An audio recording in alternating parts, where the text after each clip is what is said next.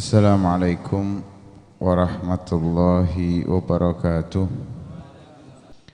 Sampai pembahasan di dalam kitab Risalatul Jami'ah pada rukun sholat. Sekarang masuk ke yang keempat. Tsumma ruku'u wa yajibu an yanhaniya bihaitsu tanalu rahatahu rukbatayhi wa yatma'inna fihi wujuban hatta taskuna a'dha'uhu. Yang keempat dari rukunnya salat yaitu ruku'. Ruku' itu dalam artian bahasa al-inhina, merunduk. Dalam artian syariah, an yanhaniyal musalli bihaitsu tanalu rahatahu rukbatayhi bila inkhinas.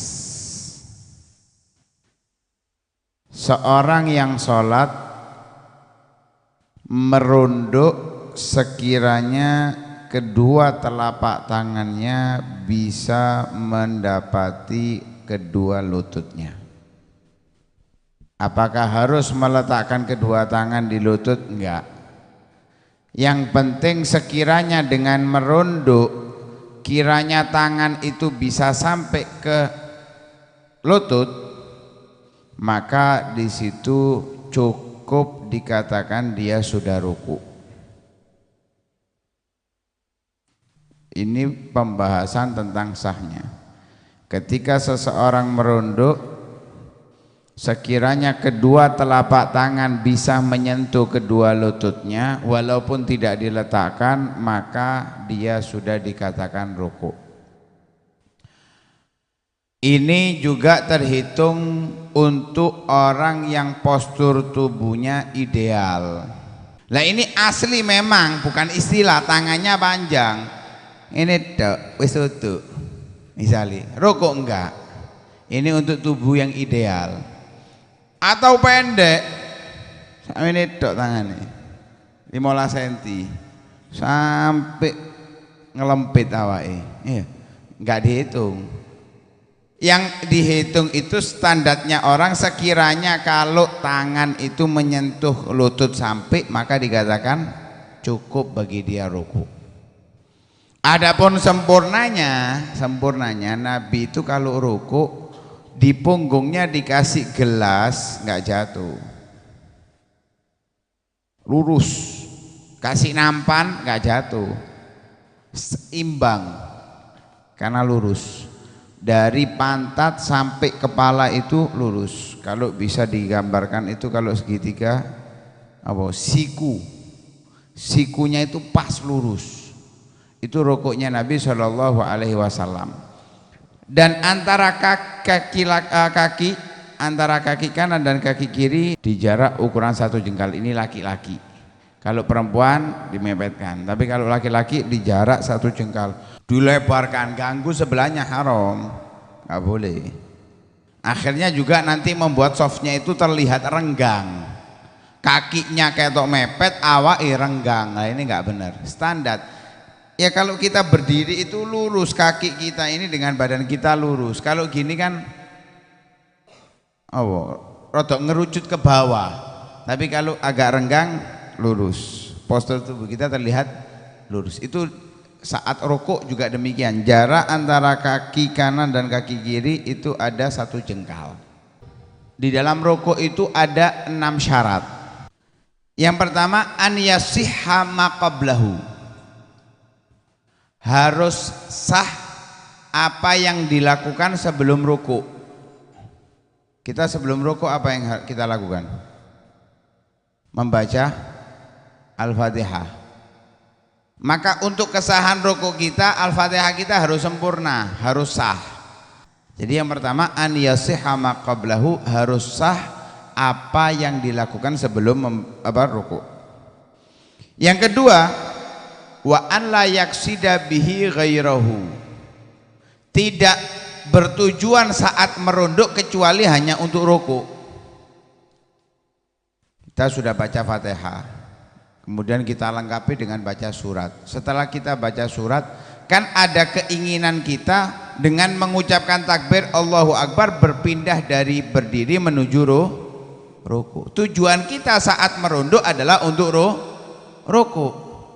Lah kalau misal kita ini merasanya posisi i'tidal, kita merunduk tujuannya untuk sujud karena kita merasa posisinya i'tidal, padahal setelah baca gara-gara pas baca surat kepikiran kuncine sing ilang ketemu.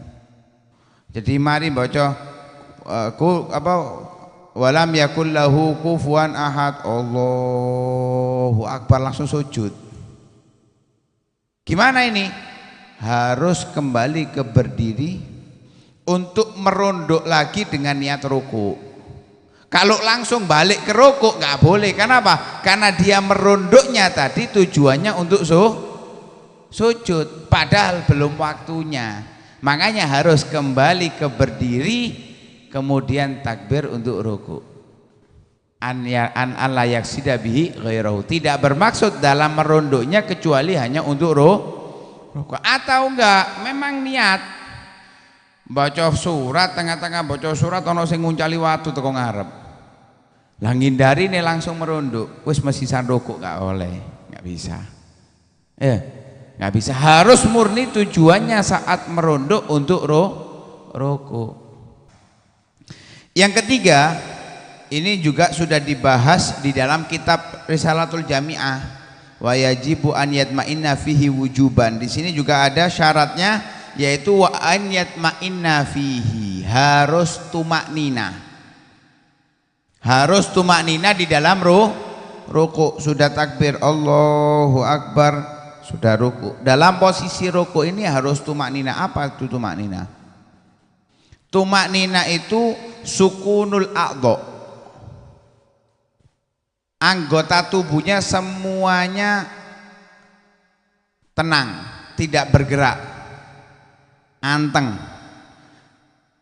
Bihaitsu yastakirru kullu udwin mahallahu, setiap anggota tubuh itu berada di tempatnya masing-masing, nggak ada pergerakan sama sekali. Bigadri subhanallah, dengan ukuran subhanallah. Kalau kita baca subhanallah berapa detik itu? Ya kurang lebih 2 detik lah. Anggota tubuhnya saat rukuk harus berhenti ukuran 2 detik minimal.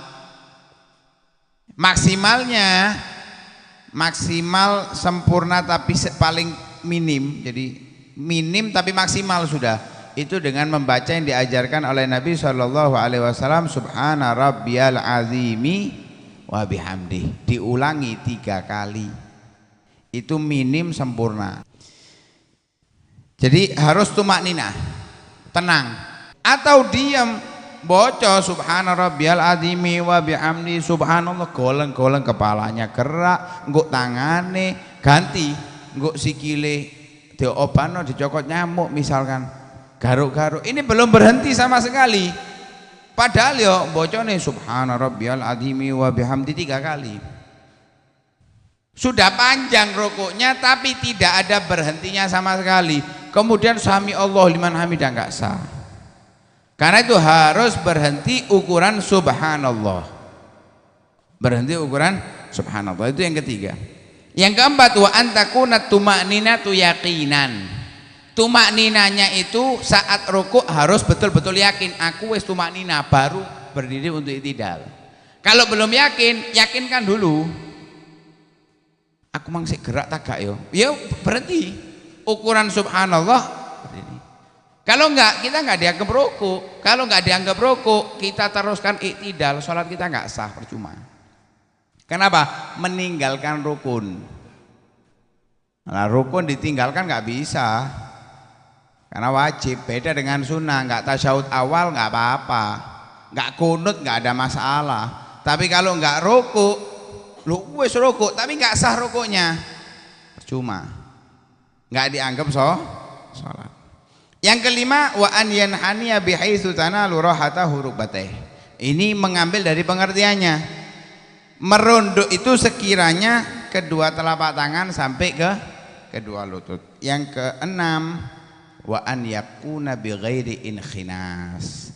Merunduknya enggak pakai inkhinas. Apa itu inkhinas? Inkhinas itu bagian apa ini? Pantat. Itu diangkat, kemudian kepalanya diangkat, dadanya dibusungkan. Ya apa contohnya ini?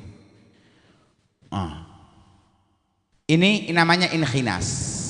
Kalau ada orang sholatnya seperti ini, dia nggak dianggap ruku. Walaupun merunduk lu sampai tangan tumak nina. Dari berdiri menuju ruku niatnya hanya ruku. Tumak ninanya yakin, baca Yasin di ruku misalnya. Saking tumak ninanya. Misal tetap nggak sah kalau seperti itu.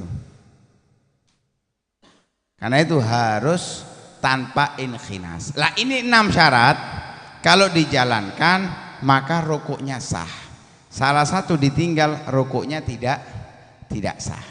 Jadi harus ke-6 syarat ini dijalankan. Kemudian di dalam rukuk juga jari kita, memang tangan telapak tangan nggak wajib diletakkan di lutut, tapi disunahkan untuk diletakkan di lutut. Kemudian jarinya itu menghadap ke bawah yang mengarah ke kiblat. Posisi kaki juga sama, mengarah ke kiblat, ojo miring kayak bebek. Yo, nguk tangannya yang ini, arahkan ke bawah yang mengarah ke kiblat semuanya, diarahkan ke kiblat. Kalau dianjurkan agak renggang, duduk buka ini enggak biasa, agak renggang, enggak rapat ini. Beda nanti ketika tasyahud akhir atau tasyahud awal, memang dianjurkan untuk rapat. Tapi kalau untuk rukuk atau sujud enggak renggang, tapi enggak renggang nemen. Itu dianjurkan saat rukuk. Ini yang bisa saya sampaikan. Assalamualaikum warahmatullahi wabarakatuh.